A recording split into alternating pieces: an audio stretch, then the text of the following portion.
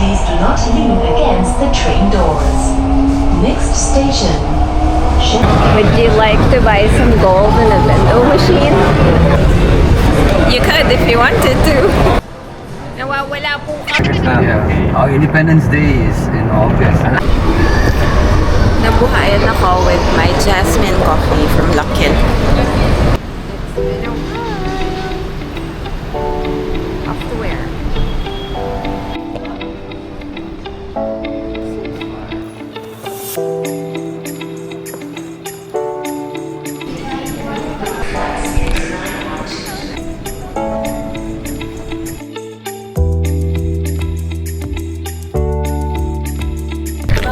Welcome to Singapore after 10 years.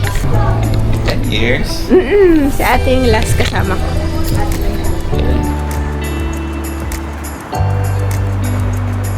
Belong to nobody. Then they will put you in some moral. Thank you.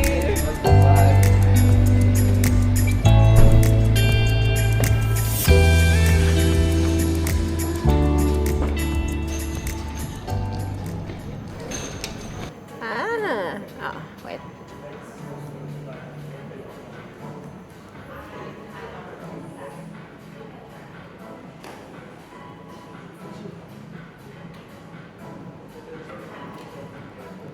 We're at in Orchard already. So our hotel is 5 minutes away. It's hot, as expected.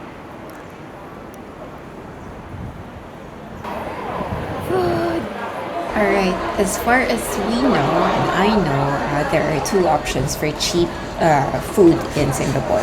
Hawker centers in the communities and at the malls. Escalator etiquette. Stay on the left if you're not in a hurry because people on the right are walking super fast. Nawawala po kami. We're lost. Sa ayon. I love it. And here we are, after our tummies are full, we're finally checked in. So this is at the Vibe Hotel in Orchard and it's 4,000 per person. We're staying 3 nights and then it's a connecting room of course with our friends as well. So papabuksan na lang namin yung door later. Oo, nakalock daw. By default. So this is around 8 minutes of walking to Lucky Plaza and MRT station. Ba't siya nakano? At dahil... against the train doors. Next station, Maxwell. For some who are very familiar with Singapore, Maxwell Hawker Center is very popular and there are a lot of food options there and cheap.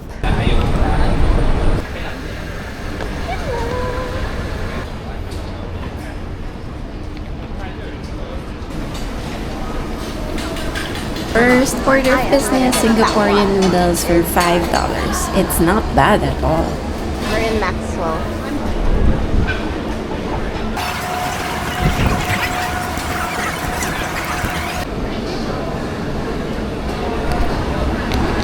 So as usual, digestive walk after, but some tips when eating in Singapore. Tissue paper or facial tissues are not given when you're eating. Similarly, most of the establishments don't offer drinking water or tap water, so you have to buy a bottled water or bring your own. And then lastly, you definitely have to clear your table. It's a must and it's against the law. You will be fined if you don't clean with your table after. Okay, so please remember that.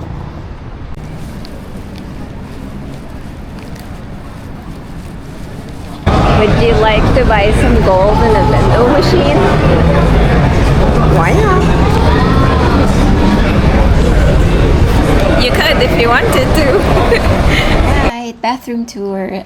I had to mute the audio here because it's super low. Anyway, sustainability, drinking water is potable, so you can drink from the faucet and they provide a pitcher in the room, but you cannot take it home. And then the toiletries are bamboo. Then they provide actually body wash, hand lotions, shampoo and conditioner. I will show you now. So everything you need is there. I like it. Sustainability information is all there. You just have to pause so you can read through. You can also scan the QR code.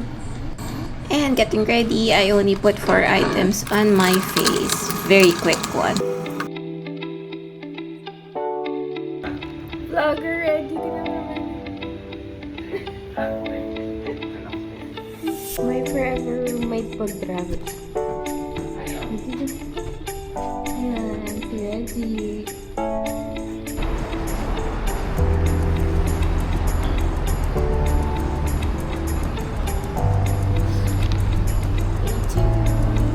Going to a hawker center.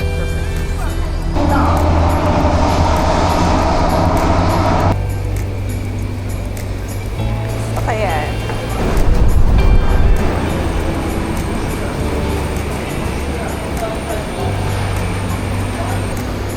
POV. I'll get this.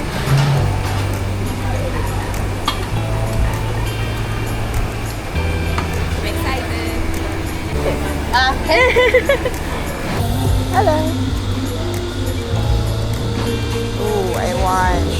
That's 5. Okay. 1 kilo. People ask me keep the change. No. Thank you. $1. That's all. Okay, thank you. You have to return the tray.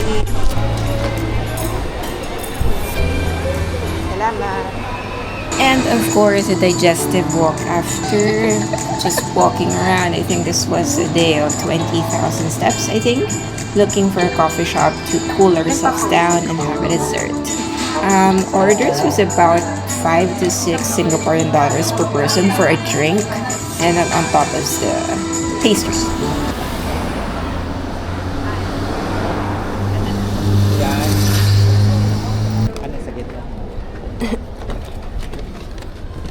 This is me waking up from a long nap and my friends were walking around.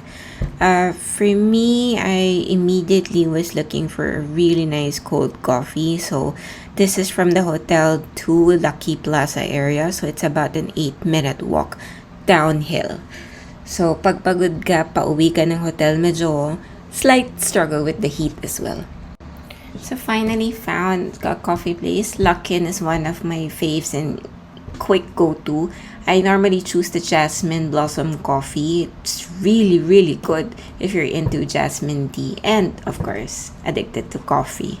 Of course, less sugar for me, nothing to add here, and yun nga lang, sa palitan it's around 320 pesos for a regular sized coffee. So well, exchange currency is really expensive these days for Singaporean dollars. Nabuhayan ako with my jasmine coffee from Luckin. And I'm going back now because the headache is creeping again. This is 4. Guess. This is the pool area. I was looking for it.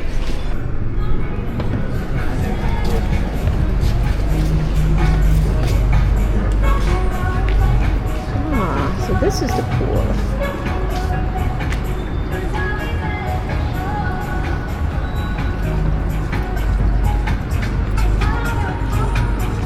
Oh, they have some gaming area. Okay. Tagaktak na pawis ka. Balik na tayo. I did see a vaping room. This one.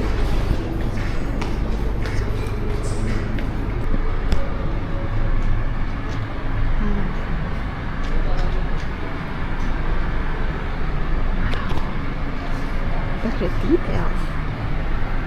Again, this is Vibe Hotel. Video.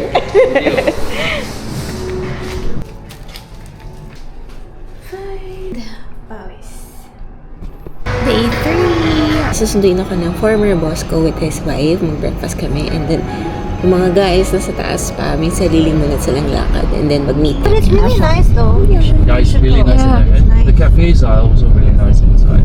Restaurants are There's a very nice Peranakan restaurant if you want to eat local food, like Peranakan food, which is the fusion between Malaysian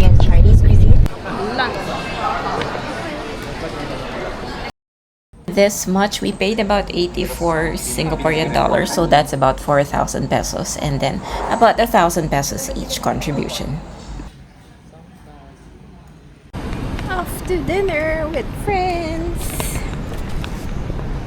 I had a good quick nap. Like quick nap. I say quick nap. Parang redundant kasi usually my naps are 2 to 3 hours. Then it's not a nap anymore. But yeah, feeling refreshed and heading my way there. So see ya. Anyway, so earlier today, I had breakfast with my former boss and his wife. Very nice people. They took me around, we drove around, and then took me to the F1 circuit, and then some of the nice places that I wouldn't even discover if I'm just commuting, you know? So it was a nice experience.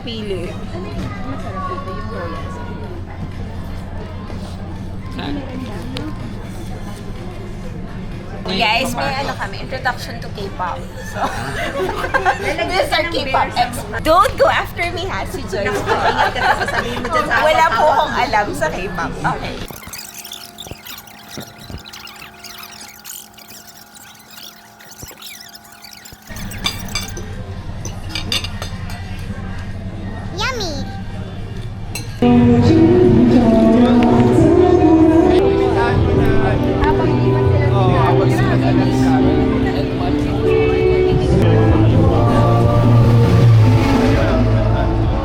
Hindi na po kami nagagalit si Daddy. Mine's the biggest one. Thank you. Oo nga, Jen.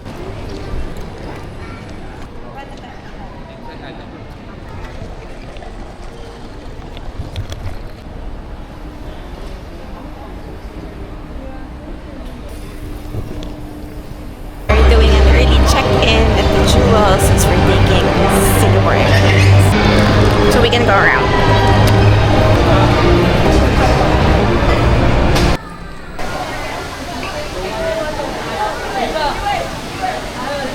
Lego.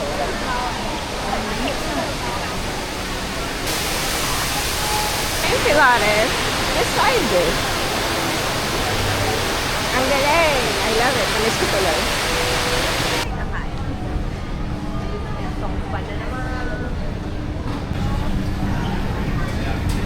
Akala ko Oo nga eh.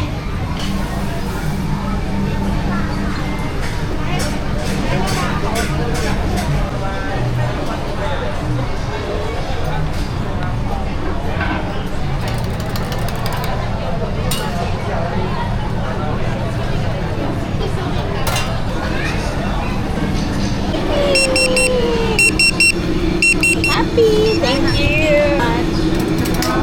Yeah. Excuse me! Nanginginig ang kamay. Yay! Happy! Wala kayo. Bandi yan sa buhay dito. Dami.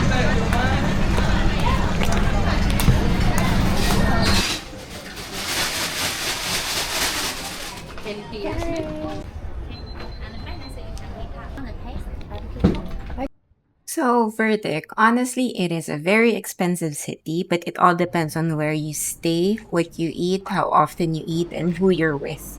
So, of course, mas madami, better sa sharing sa accommodations. All others, depende kung anong trip mo.